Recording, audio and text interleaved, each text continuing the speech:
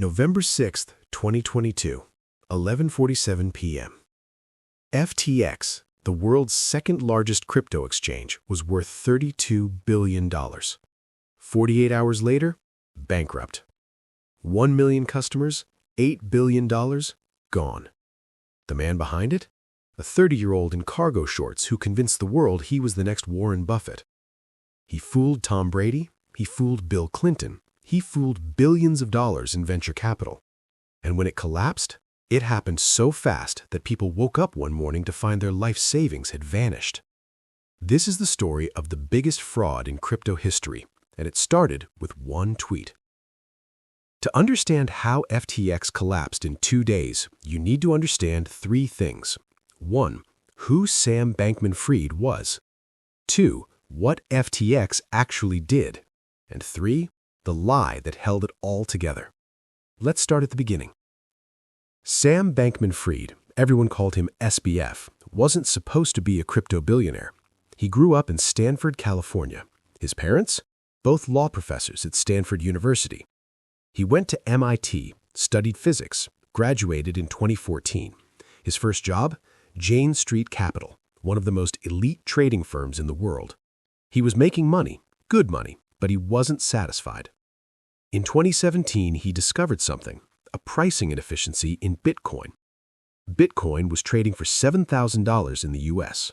In Japan, it was trading for $7,500. That's a $500 gap per Bitcoin. SBF realized if you could buy Bitcoin in the US and sell it in Japan, you could make $500 per coin, risk-free. This is called arbitrage, and SBF was good at it, really good. He quit Jane Street, started a trading firm called Alameda Research in 2017, and in the first 3 weeks, they made $25 million. By 2019, Alameda was making $1 billion a year. SBF was 27 years old. But he had a problem. To do arbitrage at scale, you need to move money between exchanges fast. But most crypto exchanges were slow, clunky, unreliable. So SBF thought, what if I just built my own exchange? And in 2019, FTX was born. FTX stood for Futures Exchange. It was designed for professional traders. Clean interface, fast, reliable. And it exploded. By 2021, FTX was processing $14 billion in trades per day. Crypto was booming. Bitcoin hit all-time highs. Everyone wanted in. And FTX made it easy. But SBF wasn't just building an exchange. He was building a brand. He bought the naming rights to the Miami Heat Arena, $30 million. It became FTX Arena. He hired Tom Brady and Gisele Bündchen as brand ambassadors. He bought a Super Bowl ad. He donated $40 million to political campaigns. He went on interviews with Bloomberg, CNBC, the New York Times. He appeared at conferences with Bill Clinton and Tony Blair. And everywhere he went, he wore the same thing: cargo shorts, a wrinkled t-shirt, and messy hair. He called himself an effective altruist. He said he was only making money so he could give it all away. People loved it. He wasn't a typical billionaire. He was relatable, humble, a genius who didn't care about appearances. By November 2021, FTX was valued at $32 billion. SBF's personal net worth, $26 billion. He was on the cover of Forbes. They called him the next Warren Buffett. He was 30 years old. But behind the scenes, something was very, very wrong. Remember Alameda Research, SBF's trading firm? It never went away. Here's what was supposed to happen. FTX was a crypto exchange. Customers deposited money, FTX held it. Customers traded, FTX charged fees. Simple. Alameda was a separate company, a trading firm. It traded on FTX like any other customer. The two companies were supposed to be completely separate, but they weren't. Here's what was actually happening. FTX customers would deposit billions of dollars. That money was supposed to sit in FTX accounts, safe, untouched. But SBF was secretly taking that money, customer money, and sending it to Alameda Research. Alameda would then use that money to make risky bets, crypto trades, venture capital investments, real estate. When those bets paid off, Alameda made billions. SBF looked like a genius. But when those bets went bad, they didn't have the money to pay it back. because it was never Alameda's money, it was customer money, and the customers had no idea. By mid-2022, Alameda had borrowed $8 billion from FTX. $8 billion. And most of it was gone. Alameda had used customer funds to buy real estate in the Bahamas, invest in hundreds of startups, make political donations, fund SBF's luxury penthouse. And here's the kicker. Alameda's balance sheet was a disaster. Their biggest asset? A cryptocurrency called FTT. FTT was FTX's own token, a coin that FTX created. It had no real value except what FTX said it was worth. Alameda was using FTT, a coin they controlled, as collateral for billions in loans. It was like using monopoly money as collateral for a real mortgage. And in November 2022, someone noticed. November 2nd, 2022. CoinDesk, a crypto news site, published an article. The headline: Divisions in Sam Bankman-Fried's crypto empire blur on his trading titan Alameda's balance sheet. Translation: Alameda's balance sheet is full of FTT tokens, and FTT is controlled by FTX. This is a massive conflict of interest. The article didn't get much attention at first, but one person noticed. Changpeng Zhao, known as CZ, the CEO of Binance, the world's largest crypto exchange. CZ and SBF had history. They hated each other. CZ had been an early investor in FTX, but SBF bought him out in 2021. CZ walked away with FTT tokens worth over $2 billion. And now, reading this CoinDesk article, CZ realized something. If Alameda's balance sheet is full of FTT, and FTT is worthless, then FTX might be insolvent. So on November 6, 2022, CZ sent a tweet. Due to recent revelations, we have decided to liquidate any remaining FTT on our books. Translation: we're selling all our FTT tokens. We don't trust FTX anymore. That tweet destroyed everything. Why? Because if Binance, the biggest exchange in the world, doesn't trust FTX, why should anyone else? Within hours, panic spread. FTX customers rushed to withdraw their money. In 24 hours, customers tried to withdraw $6 billion. But FTX didn't have $6 billion. Remember, SBF had sent it all to Alameda, and Alameda had lost it. FTX couldn't process the withdrawals. The exchange froze. Withdrawals stopped. People's money was trapped. November 8, 2022. SBF was in full panic mode.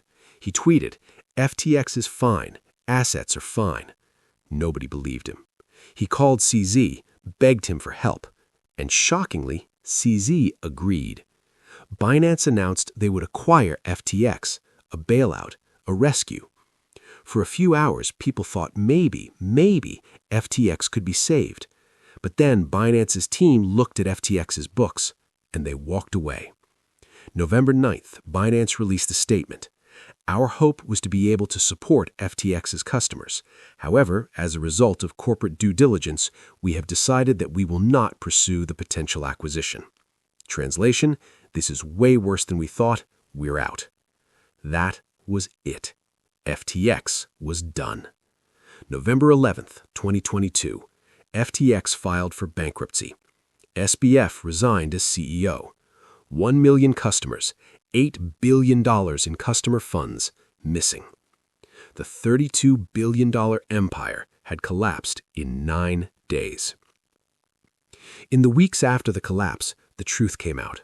FTX had no accounting department, no proper records. SBF had been running the company from a luxury penthouse in the Bahamas with a group of 20-somethings. They called themselves effective altruists, but they were living like kings. Private jets, penthouses, parties. Billions of customer dollars had been funneled to Alameda, used for venture capital investments, political donations, luxury real estate, personal loans to SBF and his inner circle. And when regulators started investigating, they found something even worse. SBF had created a secret backdoor in FTX's code. This allowed Alameda to borrow unlimited customer funds without triggering any alarms. It was fraud, plain and simple. December 12, 2022, SBF was arrested in the Bahamas. He was extradited to the United States, charged with wire fraud, securities fraud, money laundering, conspiracy. He faced over 100 years in prison. His trial began in October 2023, and on November 2, 2023, exactly 1 year after CZ's tweet, a jury found him guilty on all counts. November 2024, he was sentenced to 25 years in federal prison. But the real tragedy? The customers. Over 1 million people had money on FTX, retirement savings, college funds, life savings. Some people lost $10,000, some lost millions, and most of them, they're never getting it back. Bankruptcy proceedings are still ongoing. Victims might recover 30 to 50 cents on the dollar, maybe, but that's it. Tom Brady and Giselle lost their investments. Celebrities who promoted FTX are facing lawsuits. And the venture capital firms that invested billions, they lost everything too. Sequoia Capital wrote off their $214 million investment. BlackRock, SoftBank, Tiger Global all lost hundreds of millions. The total damage? Over $8 billion in customer funds gone. So how did this happen? How did a 30-year-old in cargo shorts convince the world he was the next Warren Buffett? How did he fool professional investors, celebrities, politicians, and 1 million customers? 3 reasons. 1, greed. Crypto was booming. Everyone wanted in. People stopped asking questions. 2, image. SBF played the part perfectly. Humble, altruistic, a genius who didn't care about money. It was all an act. 3, trust. People assumed that because FTX was big, it was safe. Because SBF was famous, he was legitimate. They were wrong. And here's the thing. This wasn't a hack. This wasn't a market crash. This wasn't bad luck. This was fraud. SBF took customer money and gambled it away. And when the bets went bad, he lied. He lied to investors, he lied to customers, he lied to regulators. And when it all collapsed, he tried to blame everyone but himself. But the jury saw through it. The evidence was overwhelming. And now he's spending the next 25 years in prison. The FTX collapse is a reminder. If something sounds too good to be true, it probably is. If someone's promising high returns with no risk, they're lying. And if you're trusting someone with your money, you better know exactly what they're doing with it. Because in the end, FTX customers learned the hardest lesson of all. Not your keys, not your crypto. And definitely, definitely not your money. If this story shocked you, you need to see the next one. I'm breaking down the Terra Luna collapse, $40 billion in 72 hours. Subscribe so you don't miss it. I'll see you there.